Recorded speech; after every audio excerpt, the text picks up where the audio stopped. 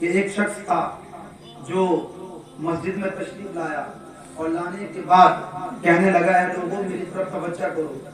میری طرف متوجہ ہو، مجھے دھیان دو، میں تمہیں اللہ اللہ بتانے کے لیے آیا ہوں، میں تمہیں اللہ کا دین سکھانے کے لیے آیا ہوں، میں تمہیں سچی بات بتانے کے لیے آیا ہوں، میں اللہ کے بتائے ہوئے دین پر چلانے کے لیے آیا ہوں۔ مجذوب تھا، اللہ والا تھا، لیکن لوگوں نے دیکھ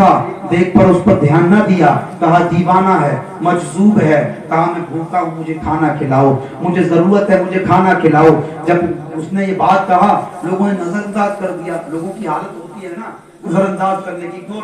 اگنور کر دیا۔ اللہ تبارک و تعالیٰ کی شان، اللہ کی رحمت، روایت میں آتا ہے کہ وہ شخص مسجد کے اندر وہیں محراب پر فوت ہو گیا، وہیں انتقال کر گیا۔ امام صاحب نے مسجد میں اعلان کیا، یہاں ائمہ حضرات بیٹھے ہوئے ہیں، آپ ان کی قدر کیا کریں۔ امام صاحب نے اعلان کیا کہ مسجد میں ایک شخص فوت ہو گیا ہے، اس کو کفن دینے کی ضرورت ہے، کفن دینے کی ضرورت ہے، تو آپ کچھ لوگ مل کر چندہ کر لیجئے، پیسہ جمع کر لیجئے اور اس کو کفن دے دیا جائے۔ اچھا یہ بھی ہے کہ جب تک انسان حیات ہوتا ہے تب تک لوگ نظر انداز کرتے ہیں، اور جب دنیا سے چلا جاتا ہے تو لوگ بڑے سخی ہو جاتے ہیں، کفن ہماری طرف سے، 20واں ہماری طرف سے، 40واں ہماری طرف سے، تب لوگوں کا حال یہ ہو جاتا ہے۔ تو چندہ جمع کیا گیا، پیسے جمع کیے گئے، تدفین کا انتظام کیا گیا، اس کو کفن دیا گیا۔ جب فجر کا وقت آیا نا، اور جب مؤذن صاحب اور امام صاحب جب مسجد میں آئے، سب سے پہلے آتے ہیں امام صاحب اور مؤذن صاحب، تو کیا دیکھا، اور دیکھ کر آنکھیں کھلی رہ گئیں، دنگ رہ گئیں، یہ پیغام ہے میرے آنے کا، وہاں سے چل کر جو آیا ہوں، اور یہی علماء اکرام کا پیغام آپ کے لیے ہے۔ آنکھیں کھلی رہ گئی، دنگ رہ گئی۔ کیا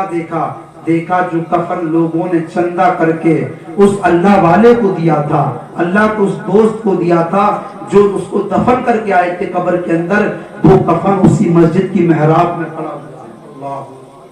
اسی محراب میں پڑا ہوا ہے۔ اور ایک تحریر لکھی ہوئی ہے،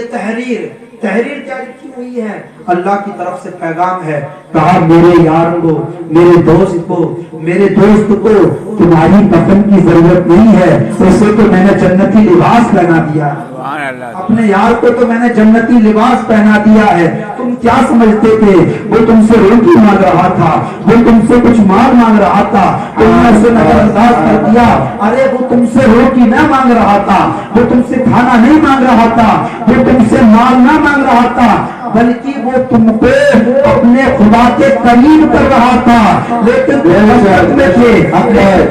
میں تھے اور تم سمجھ ہی نہیں پائے۔ تو بتانے کا مقصد یہ ہے کہ جب تک یہ زندگی سلامت ہے، اللہ کی مخلوق کی ہم خدمت کر لیں، انشاءاللہ الکریم اللہ بھی ہم سے راضی ہو جائے گا، اللہ کا رسول بھی ہم سے راضی ہو جائے گا۔ آج لے ان کا وسیلہ، آج مدد مان ان سے، کل نہ مانیں گے قیامت میں اگر مان گیا۔